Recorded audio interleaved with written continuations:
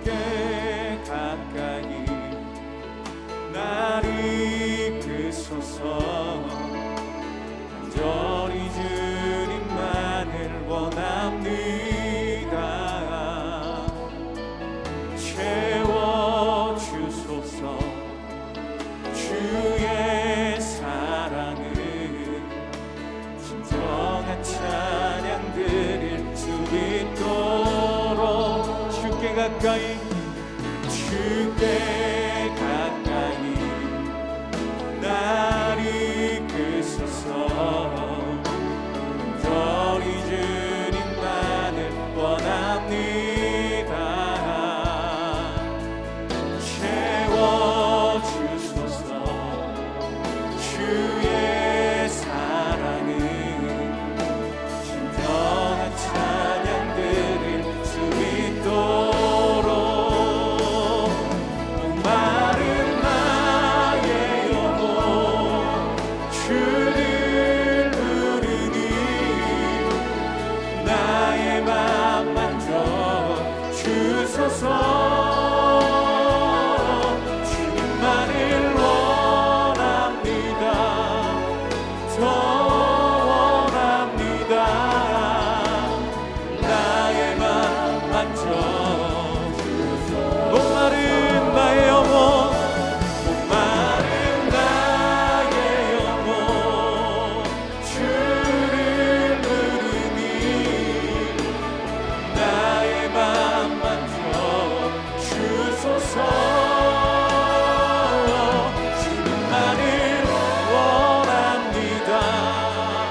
더 원합니다.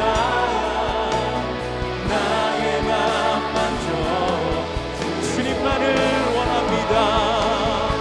주님만을 원합니다. 더 원합니다. 나의 맘 만져 주소서.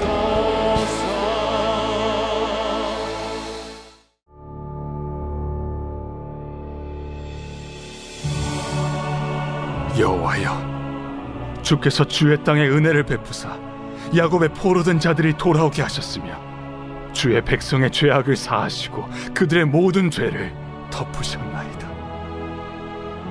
주의 모든 분노를 거두시며 주의 진노를 돌이키셨나이다. 우리 구원의 하나님이여, 우리를 돌이키시고 우리에게 향하신 주의 분노를 거두소서. 주께서 우리에게 영원히 노하시며 대대에 진노하시겠나이까? 주께서 우리를 다시 살리사 주의 백성이 주를 기뻐하도록 하지 아니하시겠나이까? 여호와여, 주의 인자하심을 우리에게 보이시며 주의 구원을 우리에게 주소서. 내가 하나님 여호와께서 하실 말씀을 들으리니 무릇 그의 백성, 그의 성도들에게 화평을 말씀하실 것이라. 그들은 다시 어리석은 대로 돌아가지 말지로다. 진실로 그의 구원이 그를 경외하는 자에게 가까우니 영광이 우리 땅에 머무르리이다. 인애와 진리가 같이 만나고 의와 화평이 서로 입맞추었으며 진리는 땅에서 솟아나고 의는 하늘에서 굽어보도다. 여호와께서 좋은 것을 주시리니 우리 땅이 그 산물을 내리로다. 의가 주의 앞에 앞서가며 주의 길을 닦으리로다.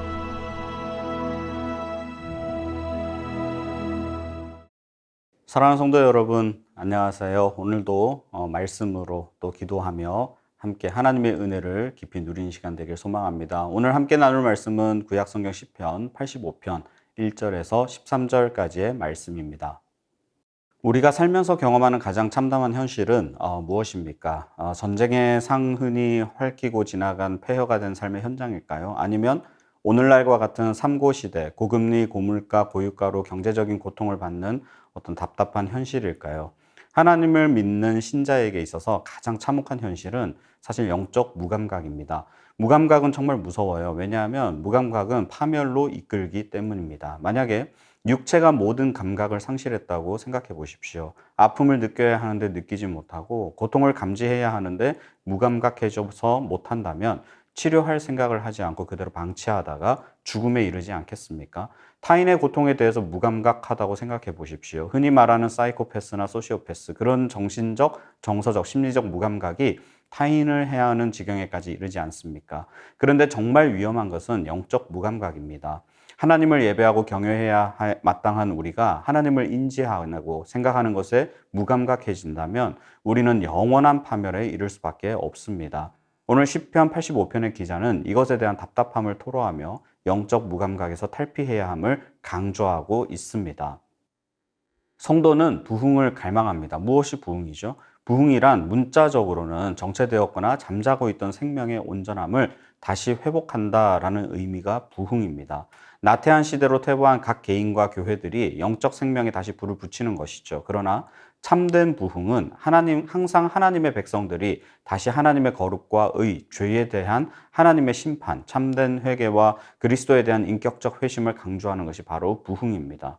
그렇다면 이 부흥은 어디서부터 어떻게 시작되는 것일까요? 오늘 시편 기자는 영적 무감각을 자각하는 것에서 부흥은 시작된다 이렇게 강조하고 있죠.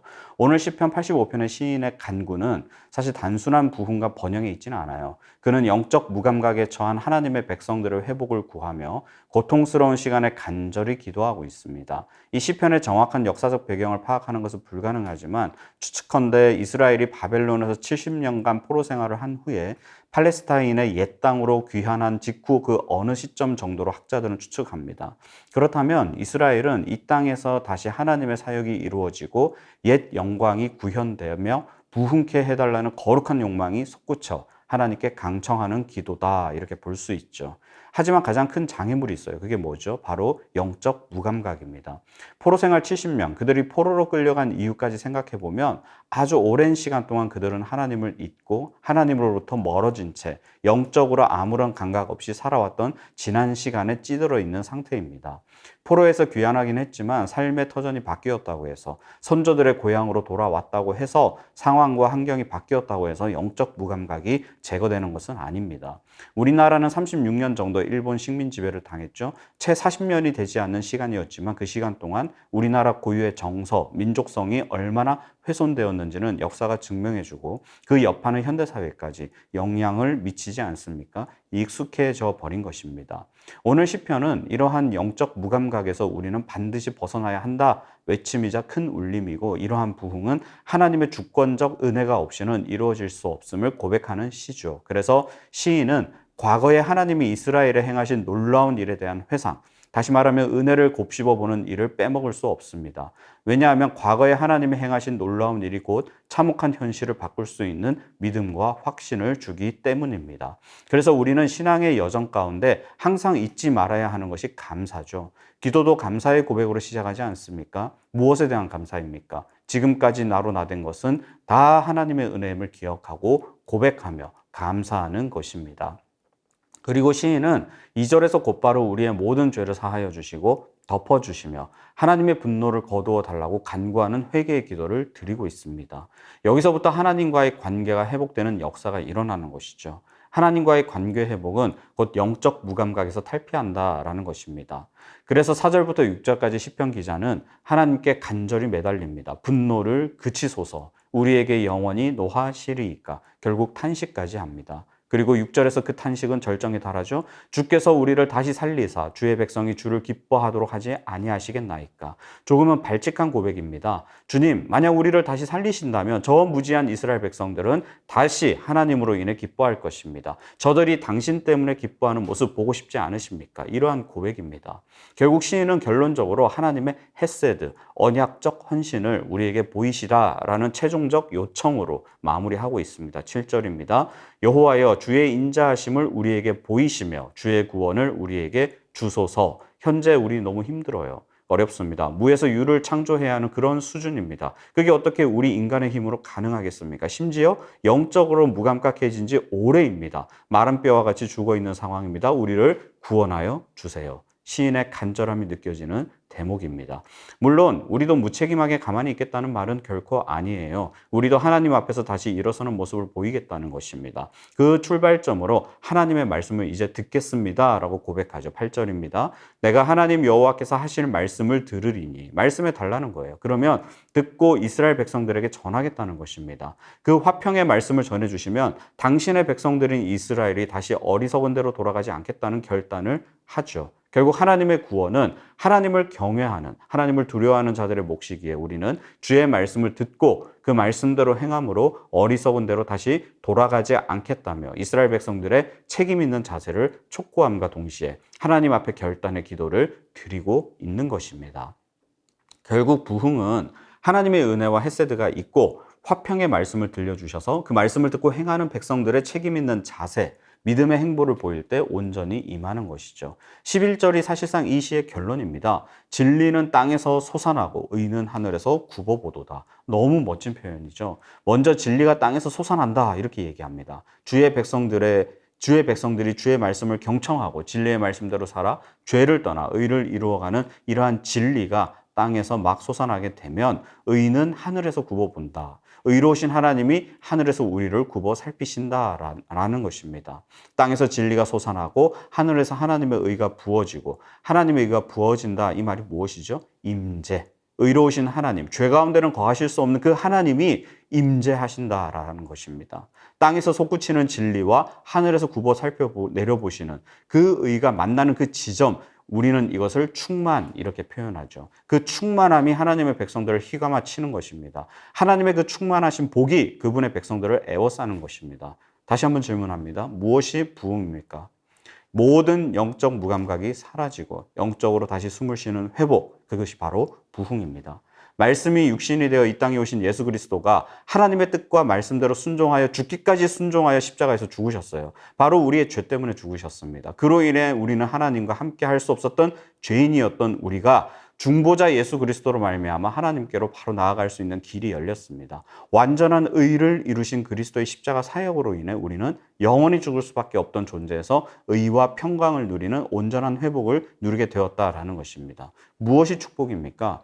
내 백성이라 일컬음을 받는 저와 여러분이 예수 그리스도를 믿음으로 성령의 내주하심, 인치심을 경험하고 말씀과 기도로 내 안에 있는 성령이 역사하심으로 죄가 아닌 진리의 말씀대로 순종하며 살아가는, 다시 말하면 우리의 몸이 불의의 병기가 아니라 의의 병기로 쓰임 받을 때 내가 있는 그 삶의 자리, 그 자리에서 이 땅에서 진리가 솟구쳐나고 그 자리에 뭐가 임한다고요? 하나님의 임재가, 의로 굽어보시는 하나님의 충만한 임재가 임하는 것입니다. 이것이 우리가 성도가 실제적 삶 속에서 하나님을 경험하는 삶이고 진정한 부흥이며 여기서부터 변화가 일어나는 것입니다. 오늘도 말씀에 귀 기울이고 그 말씀대로 살아갈 수 있는 힘을 부어주시도록 내 안에 계신 성령께서 뜨겁게 역사하시도록, 그래서 우리의 모든 영적 무감각이 깨어지고 늘 깨어 하나님만 바라봄으로 우리 삶 가운데 하나님의 놀라운 역사를 경험하는 저와 여러분 되시기를 주님의 이름으로 축원합니다. 이 말씀을 생각하며 우리 다음 기도 제목들을 함께 읽고 기도하겠습니다. 모든 것이 은혜임을 깨닫고 하나님의 풍성한 은혜로 우리를 회복시켜 주옵소서. 모든 성도와 가정, 교회와 이 나라 가운데 대각성을 불러일으켜 주시고 이러한 불길이 우리 자신으로부터 시작되게 하소서. 성경학교 및 수련회 등 모든 여름 사역을 통해 모든 세대가 부흥을 경험케 하소서. 다 같이 기도하겠습니다.